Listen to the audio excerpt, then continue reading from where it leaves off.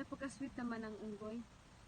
Itong video na to ay nagpapahiwatig na kahit hayop ay mapagmahal din sila sa atin. Gaya nitong unggoy, hawak-hawak niya ang ulo ng bata. Alam niya talagang hindi okay ang bata at may sakit. Nilapit niya ang kanyang mukha at tenga para hawakan ang nakalagay sa noo ng bata. Habang ito ay akay-akay ng ina, ang unggoy naman ay busy. Tingnan nyo yan. Hindi siya mapakali kung ano ang gagawin. Para siyang tao, hindi rin mapakali pag may sakit ang anak ba o kapatid o relatives. Para din siyang tao. May malasakit talaga sa bata.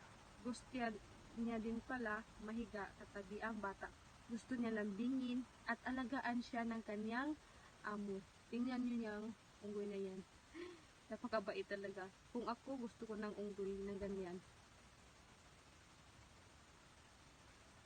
Hawak-hawak niya pa ang bata.